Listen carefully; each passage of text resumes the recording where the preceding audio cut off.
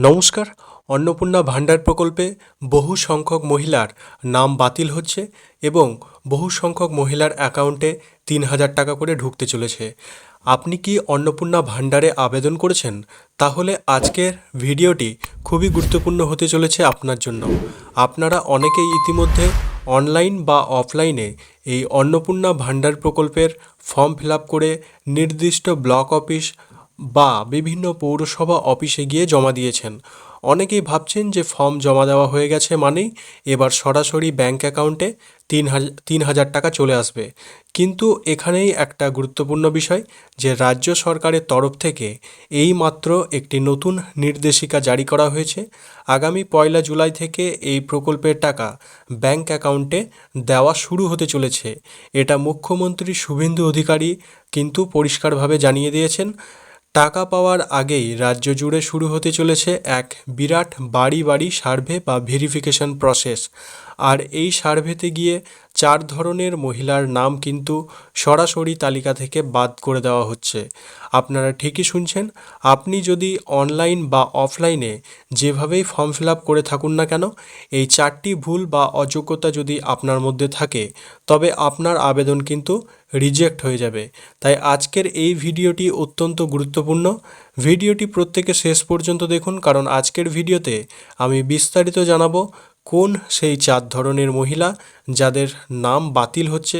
সার্ভেতে সরকারি আধিকারিকরা আপনার বাড়ি এলে আপনি নিজেকে বাঁচাতে কোন কোন ডকুমেন্টস রেডি রাখবেন এবং কারা এই টাকা নিশ্চিতভাবে পাবেন। প্রথমেই একটি বিষয় আপনাদের পরিষ্কার করে দেওয়া দরকার।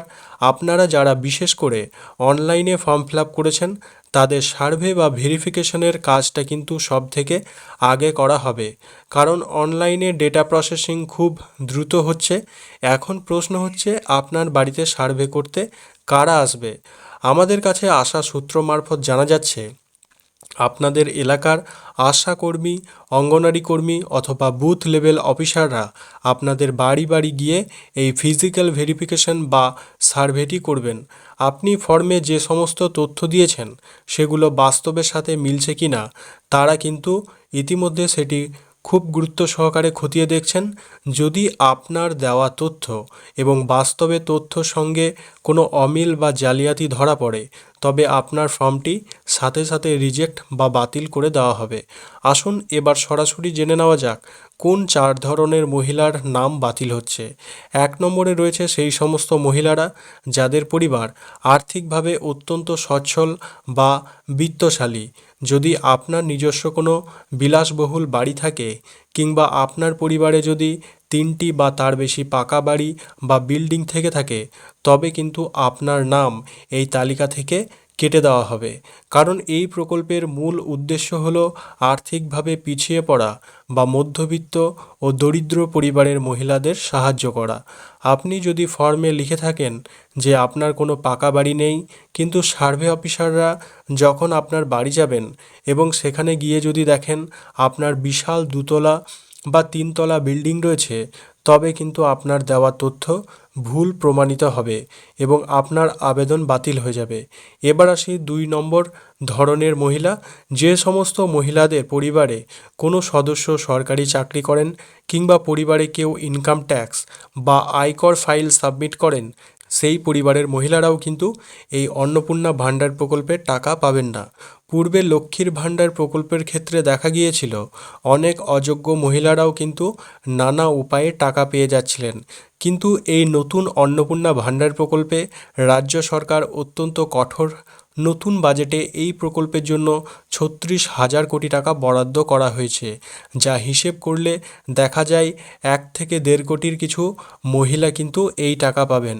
অনেক ক্ষেত্রে শোনা যাচ্ছে যে এই বাজেট আগামী ৮ মাসের জন্য, ১২ মাসের জন্য নয়।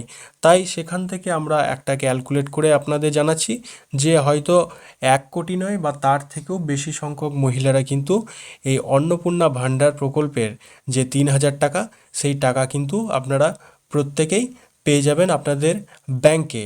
এই টাকা পাবেন অথচ আবেদন জমা পড়েছে কিন্তু ২ কোটির কাছাকাছি। তাই সরকার খুব যোগ্য এবং অযোগ্য এই বিষয়টি খুব গুরুত্ব সহকারে যাচাই করে দেখছে যে কাদেরকে বাদ দেওয়া যাবে এবং কাদের বাদ দেওয়া যাবে না, কাদের 3,000 টাকা খুবই জরুরি।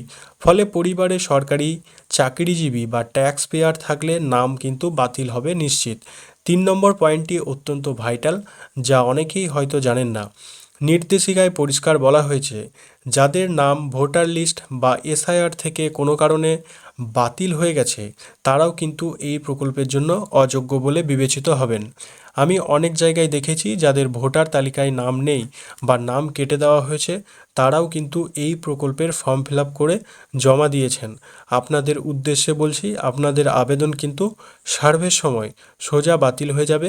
তবে হ্যাঁ, এখানে একটি ব্যতিক্রম আছে। যদি আপনারা ভোটার তালিকায় নাম তোলার জন্য কোনো ট্রাইব্যুনালে আবেদন করে থাকেন, কিংবা আপনারা যদি সিএ এর মাধ্যমে নাগরিকত্বের জন্য আবেদন করে থাকেন, তবে কিন্তু আপনাদের ক্ষেত্রে ছাড় মিলতে পারে এবং আপনারা এই প্রকল্পের টাকা পেয়ে যেতে পারেন। 4 নম্বর এবং শেষ ধরনটি হলো ভুল তথ্য প্রদান এবং টেকনিক্যাল গাফিলতি। অনেক মহিলারা ফর্মে নিজেদের নাম, বয়স, কাস্ট বা অন্যান্য তথ্য ভুল দিয়েছেন ফর্ম ফিল আপ করতে গিয়ে। সার্ভের সময় আপনার অরিজিনাল ডকুমেন্টের সাথে ফর্মের তথ্যের সামান্য অমিল পেলেই কিন্তু আধিকারিকরা আপনাদের নাম কিন্তু বাতিল করতে পারেন। এর পাশাপাশি যাদের নিজস্ব সিঙ্গেল ব্যাংক অ্যাকাউন্ট নেই বা যারা জয়েন্ট অ্যাকাউন্ট দিয়েছেন তাদের নামও কিন্তু বাতিল হতে পারে।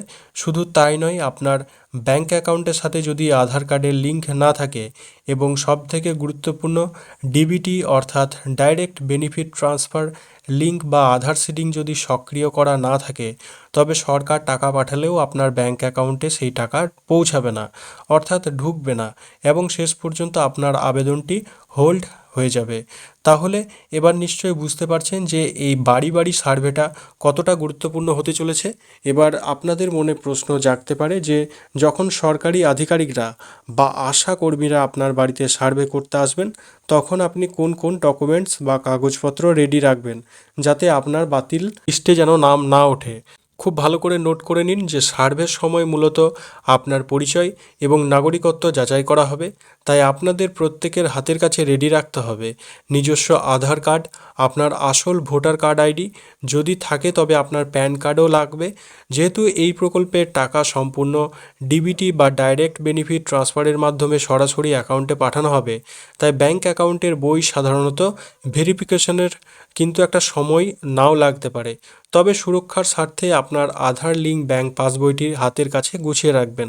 আধিকারিকরা এলেই এই ডকুমেন্টগুলো দেখতে চাইলেই কিন্তু আপনি সেগুলো দেখিয়ে দেবেন এবং ভেরিফিকেশন প্রসেসটি অ্যাপ্রুভ বা সফল হয়ে যাবে দ্রুততার সঙ্গে এবং আপনি নিশ্চিতভাবে 3,000 টাকা পেয়ে যাবেন।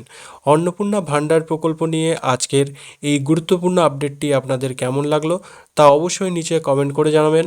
আপনার কি অলরেডি এই প্রকল্পের ফর্ম ফিল আপ করা হয়ে গেছে বা জমা দিয়েছেন?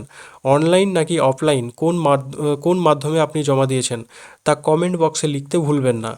যদি ভিডিওটি তথ্যপূর্ণ মনে হয় এবং ভালো লেগে থাকে তবে অবশ্যই ভিডিওটিতে একটি লাইক করবেন আর আপনার চেনা পরিচিত মা বোনেদের সাথে, বন্ধুদের সাথে এই ভিডিওটি প্রচুর পরিমাণে শেয়ার করে দিন যাতে তারাও আগে থেকে সতর্ক হয়ে যেতে পারেন এবং নিজেদের ডকুমেন্ট রেডি রাখতে পারেন।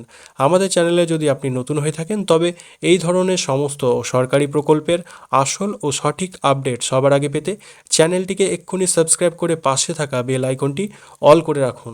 দেখা হচ্ছে পরের ভিডিওতে নতুন কোনো আপডেটের সাথে। ততক্ষণ ভালো থাকবেন, সুস্থ থাকবেন। ধন্যবাদ।